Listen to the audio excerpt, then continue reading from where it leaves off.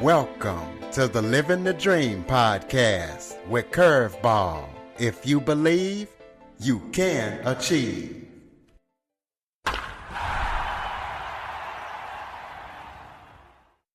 Welcome to the Living the Dream with Curveball podcast, a show where I interview guests that teach, motivate, and inspire.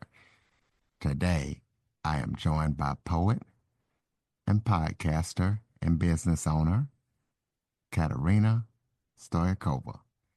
Katerina is Bulgarian, but she lives in Kentucky, and she's got books out there about poetry and have a podcast, and she's doing a lot in the state of Kentucky to help people also as well. So we're going to be talking to her about everything that she's up to and what she's going to be up to. So Katerina, thank you so much for joining me today. Thank you, Curtis, for this kind invitation. I can't wait to talk to you today. Why don't you start off by telling everybody a little bit about yourself? Oh, well, I was born and raised in Bulgaria during communist times. I was born and raised on the Black Sea, so it was quite beautiful in a lovely resort town. I was seeing the sun rise out of the Black Sea every morning. I am an only child. I wanted to become a poet. That was my dream. When I was 8 years old, when I was at school, a poet came to the classroom. I can't remember his name or his face or anything else. I just remember that I was in second grade, and when he was talking about poetry, I felt how this huge desire unlocked inside me. And I knew beyond the shadow of a doubt that that's what I'm going to do all my life. And then I went home and I told my mom, I'm going to be a poet. And I don't think she believed me or anything, but I told her, you'll see. So I went to my room and I wrote a poem. And then somebody told me that in order to be a poet, I have to write more than one poem. So I continued trying to become better and better. And when I was a teenager in high school, I started publishing poems in magazines throughout the country. However, it took longer to publish my first book. I was in my 30s when that happened. Okay, well, talk to the listeners about what it takes to write a good book, and especially how do you come up with a good title, for a poetry book? Well, in order to write a good poetry book, normally people write the poems first, and then they put it together in some way that makes sense for the work as a whole. So what's important to write a good poetry book, I think, is first to write good poems, second to come up with a theme, and third to have interesting architecture in mind, and fourth to not be afraid to completely abandon those ideas and try something new and try something new and try something new, because a poetry book is not a porcelain cup that you break and you can never put it back together. You put it back together, and then you put it back together, and you put it back together until it is something that you yourself like and a publisher likes enough to make a commitment for it. And how to make a good title? Well, the title of a poetry book has a different function than the title of an individual poem. In a poetry book, few things are local. Pretty much every decision that you make is a global decision. So you have to weigh that decision to the effect that it has not only to the poem that it affects, but also against every other poem that has been included in the collection. To me, a good title for a poetry book is one that has multiple meanings. It is so it's open to different interpretation. It is broad. It is non-alienating, and also is welcoming. And it is representative to the themes included in the book. Well, you mentioned about a publisher. What should people look for in a publisher when they're trying to find one? One thing that I look for in a publisher is longevity. If the press has been around for a while, it is likely that it will continue. Not only, I mean, that means that your book will likely keep on being in print. And also, if a press is very new, that means that they have some time to learn things the hard way. And I'm speaking from experience because I'm a publisher. Accents Publishing is 15 years old this year, and we never compromised on quality, but we did learn things uh, by doing. So longevity is one. Another one is that the press would have a good contract for you. Ideally, you won't have to pay for publication. Ideally, they will give you percentage as a royalty. They would give you a discount to buy your own books. And that distribution is another thing that I would look for in a press. I would look for how they promote their books. And if I know an author who has been published by this press, I would definitely ask them questions. I would ask them two questions. I have two questions that I ask authors who have been published by a press. What was your experience? And then, do you recommend the press?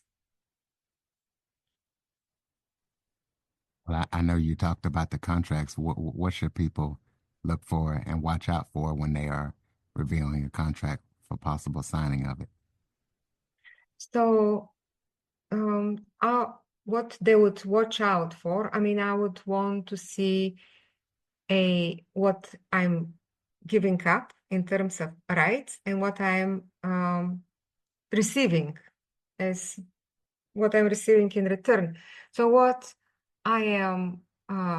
rights I am giving up to the publisher in this contract, that should be stated explicitly.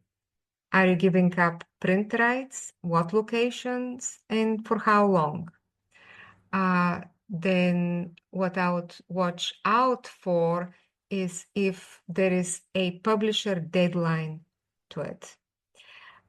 Because there would be a clause that would say that you, the author, need to deliver all your materials by certain date, but let's make sure that the publisher also has a deadline also, because if you're a new author and you don't have a lot of pull or literary power, then things change, priorities shift, and you don't want your books to get kicked back to the publisher's queue.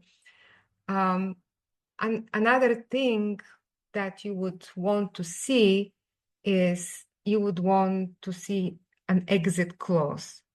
Under what conditions is this contract terminated? So you will want to see, as I said, a publisher's deadline, but also under what conditions do rights return to you? Like if they don't meet demand, or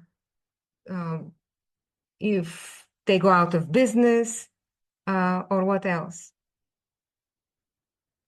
You also want as I said a little bit ago,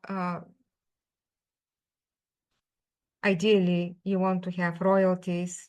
You want to have outlined everything that you're receiving from this publisher in terms of royalties and free copies and discounts. You want it in writing in the contract.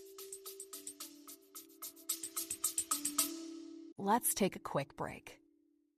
Okay, everybody, it's Michael E. Cullen II. And I'm Sesame and Carta from the All Too Real 2 podcast. We're passionate about movies, TV, and pretty much all things pop culture. Dive into the chaos of failed sitcoms, direct-to-video sequels, and the quirky realms of cinema and TV. Join us every Thursday for your dose of All Too Real 2 entertainment. We'll guide you through debates like whether Howard the Duck qualifies as a superhero. Ponder if Larry the Cable Guy could be the new Rock or Schwarzenegger. Discover if some shows and movies should have stayed in the cutting room. Ever heard of a sitcom featuring that dictator with the funny mustache? Well, we watched it. We're dedicated to unraveling the peculiarities of pop culture, sometimes with awesome guests. So, if you're into the eccentric world of pop culture, listen and subscribe to All Too Real 2. Available wherever you find podcasts and on Age of Radio.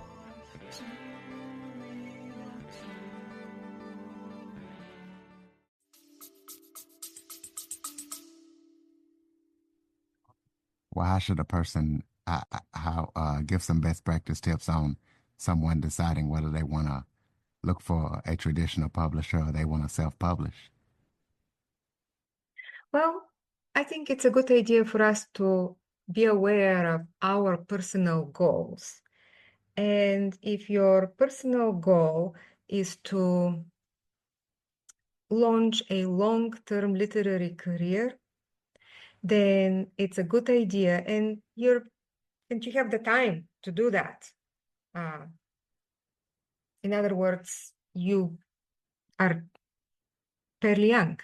So in this case, it is probably worth it to put in a few years of trying to win a prestigious contest or to try to publish your collection, especially if it's a first collection, in the best press possible.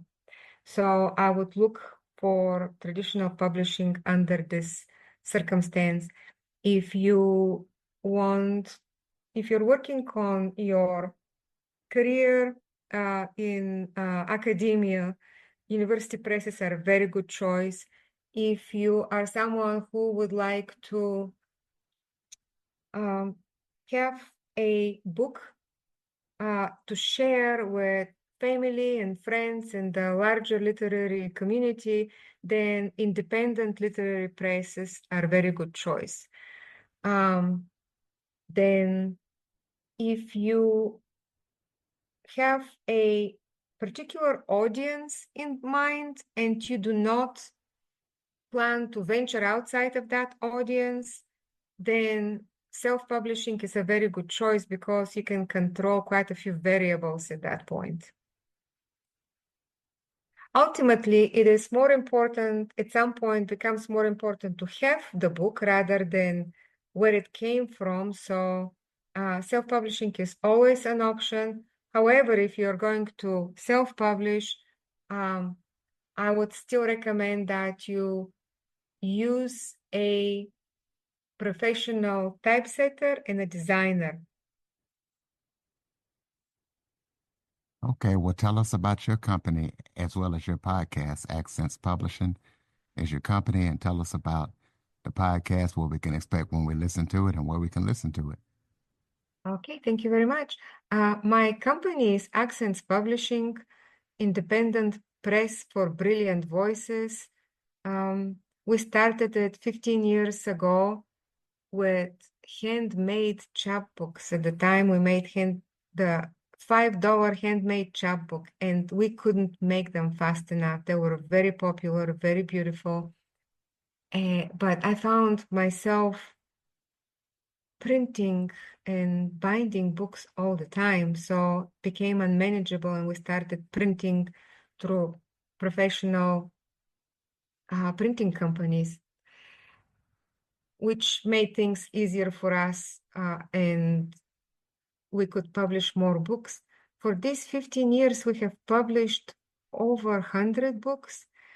I would say that a lot of them are poetry books, although we have several nonfiction books and some novels and short story collections and a series of novellas. I would say that Accents Publishing, I have learned so much, and it has given me so much throughout the years, and I have met some wonderful people. And Accents was a radio show and currently is a podcast on WUKY and NPR. And it has been on a hiatus for half a year, but I'm about to start later this month recording again. Okay, well, let the listeners know about your books that you have out. Tell us what we can expect with each one of them and where we can get them. Thank you. My latest book is a nonfiction book called The Poet's Guide to Publishing: How to Conceive, Arrange, Edit, Publish, and Market a Book of Poetry. And I worked for over 10 years on this book. And I wanted to put in it everything I know about how to put together a poetry book and how to edit it together as a whole, and how to find a publisher. And then when you have your book in your hand, how to stand behind it and how to promote it. And my latest, and it's available wherever books are sold. And my latest poetry book is called Between a Bird Cage and a Bird House, and it's came out from University Press of Kentucky, and it has immigration poems in it. Well, talk to the listeners about how to take their writings to the next level, and also how to deal, with rejection, because, you face a lot of rejection, or you can at least. Oh, yes.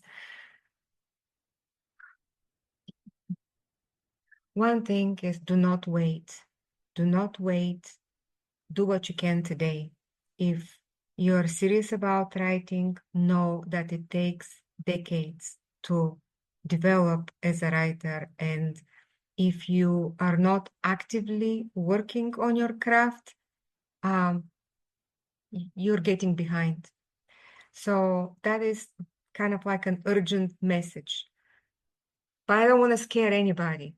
As long as we do the three big ones, the three non-negotiables: reading, writing, and workshopping, reading poetry, writing poetry, and talking to several other people to get feedback and to become better, then we are moving ahead. So what was the second part of the question? I want to make sure I answer. It was just how people can take their writing to the next level. Okay.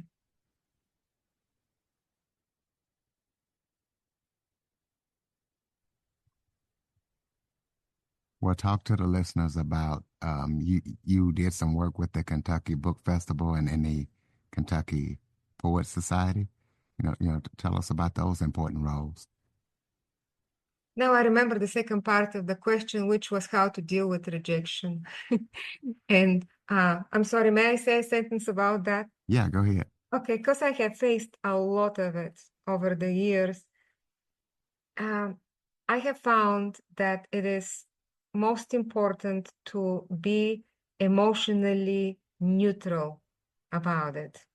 Emotionally neutral, because some people let themselves be destroyed by rejections, or because they know that they don't deal with it, they avoid putting themselves out there. And there are other people who swing the other way and become proud or wallpaper their writing space with the rejection. See how many times I got rejected and how persistent I am. I would just take every rejection as a data point. Just like Thomas Edison said, these are so many ways that I found out how to not make a light bulb, right? That's the example. So being neutral about it and to keep good records about where you've been sent back, where you have had work sent back, so you don't send the same thing to the same places, and to not let it stop you, really. Don't let it stop you. Oh, And your question about the Kentucky Book Festival and the Kentucky State Poetry Society, I can speak to that. yeah. Kentucky Book Festival is the biggest, longest running literary event in our state. This year, it will be the 44th edition. And it has was started by volunteers in Frankfurt, which is the capital, and authors would go and would sit behind tables and sign books all day and meet the public and have events. The festival draws thousands of people, and we have about 150 authors, and it is a community celebration. It is, people love to be there. Authors, the first half an hour, all you see is authors hugging each other because they haven't seen each other all year. So it's kind of like I quote other authors, family reunion, and everybody with a new book wants to be part of the Kentucky Book Festival, and publishers time the release of their book so that they can come at this in time for to be included for the Kentucky Book Festival. I had the privilege of serving as the director for 2 years, and I was able to appreciate how hard administrators work, administrators of literary events work, and how many considerations come into play, and how it looks easy and flawless, the event, the day of, but it has taken like 10 months of meticulous preparation for that to happen. Okay, well, tell us about any upcoming projects that you're working on that listeners need to be aware of. I teach a class based on my poetry guide to publishing book. It's a 5-month class in which the students work on to put their book together. And I'm finishing this one, and I'm gearing up to make a new one. And I will be working on my own poems and relax a little bit. And who knows, maybe I'll even film a narrative feature. That will be my third narrative feature that I'm co-writing and acting in. So it's going to be a busy summer. Sounds like it. Well, so everybody can keep up with everything that you're up to, throw out your contact info. Well, following me on social media would be the easiest way to do that. Katerina Stoykova. Katerina Stoykova is my name. Okay, we'll close us out with some final thoughts. Maybe if there was something I forgot to talk about that you would like to touch on, or any final thoughts you have for the listeners. Well, for the listeners, I would say having a creative life is a wonderful way to enrich your regular life. And I find myself a whole lot more happy and fulfilled and excited about my life when I'm creating something. So I wish everybody a wonderful creative summer. And thank you, Curtis, for being a wonderful host. Oh, well, thank you for coming on. And listeners, please be sure to Purchase Katerina's books. Check out everything that she's up to and gonna be up to. Follow, rate, review, share this episode to as many people as possible. Follow us on your favorite podcast platform. And visit www.curveball337.com for more information on the Living the Dream with Curveball podcast. Thank you for listening and supporting the show. And Katerina, thank you for all that you're doing, and thank you for joining me. Thank you. For more information on the Living the Dream with Curveball podcast, visit www.curveball337.com. Until next time, keep living the dream.